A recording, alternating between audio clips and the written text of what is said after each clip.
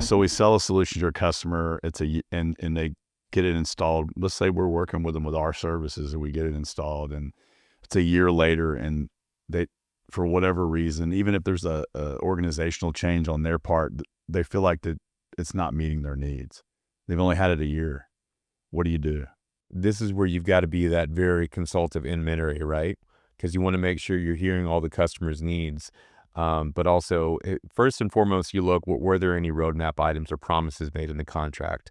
And you guide them through that step by step. What was the length of the contract? Then being a good soldier, of course, for the OEM, we go back and you have to outline the concerns here and say, look, we want to make you guys successful, but whether it's us bringing in an engineering resource or you guys really bringing it in because this is your product, we've got to make sure that we lead the charge there. And that's putting in some of our hands as a project manager. All we're looking to avoid is the customer saying, hey, this is working and we want to make, an RMA.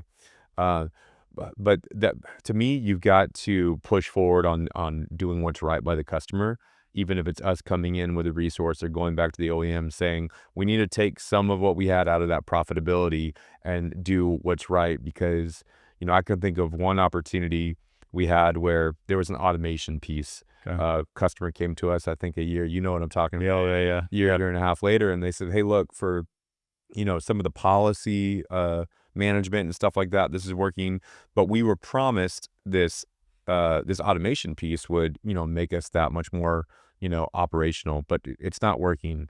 So the first place I go is I go to the customer and I would say, and this is where we've gotten better about getting in front of it, is, well, if it was a roadmap item, was there anything written into the contract that they would deliver on this?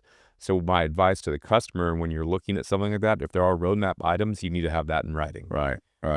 Now, a lot of OEMs are not going to want to do that. Right. But even if there was promises given, so now if that wasn't there, it makes it a bit more tricky. And that's where you've got to go out of a spirit of partnership with the OEM to ensure that we deliver it. But right there, I wouldn't say you have to play Switzerland. Right. You definitely have to bridge the gap between the two. That's one of the toughest ones. That's why I threw it at you. But you've been doing this longer than I have. How would Kirk Jones and his wisdom go about that? Well, I think you hit it. I mean, you got in great detail, but I think the first thing you do is you hold the vendor to task. You said your solution was going to do this, and there's a perception that it's not doing that.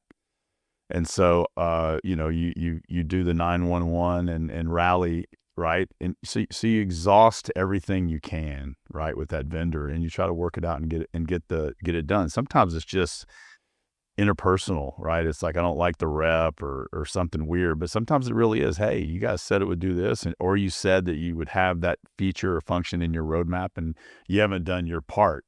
And so it's up to the vendor if they want to preserve that relationship or not. Sometimes it's about delivering the bad news or the hard news, right?